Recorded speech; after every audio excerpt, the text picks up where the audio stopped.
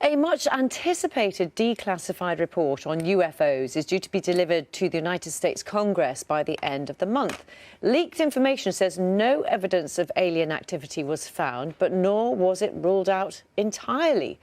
Our West Coast correspondent Sophie Long has more details. Oh my gosh.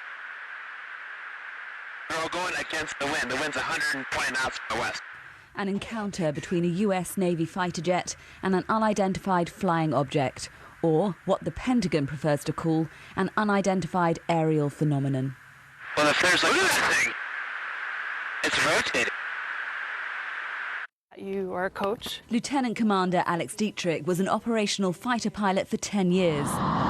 She was with 3 other pilots on a routine training flight when they witnessed an unidentified object in the skies off the coast of Southern California, now known as Tic Tac, due to its resemblance to the mints. It was traveling very fast and very erratically, and we couldn't anticipate which way it was going to turn or couldn't understand how it was maneuvering the way that it was, or the propulsion system. This official footage from the US Department of Defense, published for the first time in 2017, totally changed the debate surrounding UFOs. Reports of strange objects in the sky that were once ridiculed are now seen as having potentially serious national security implications. Leslie Kane, who broke that story, says the stigma attached was intentional. There was actual sort of a policy to use ridicule to kind of damp the whole thing down that goes back to the 50s, and it became just part of the culture. And since then, we were just kind of left with this attitude of ridicule in the culture. We weren't hearing anything about it from our government.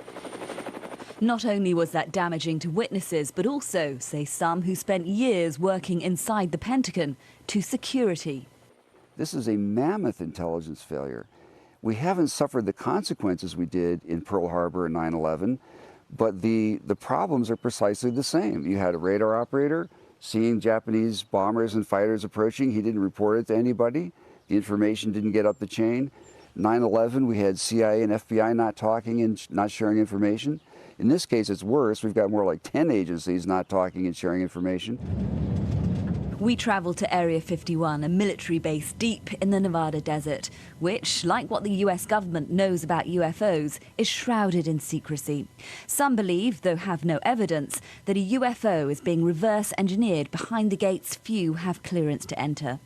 Those who've been mocked for monitoring the skies here, convinced we're not alone, now feel vindicated. The UFO community has been seeking a disclosure for 50-plus years or more, and I think this is a good step forward for the UFO community, for the government to acknowledge the existence of the phenomenon and let people know that there's something going on out there on a regular basis.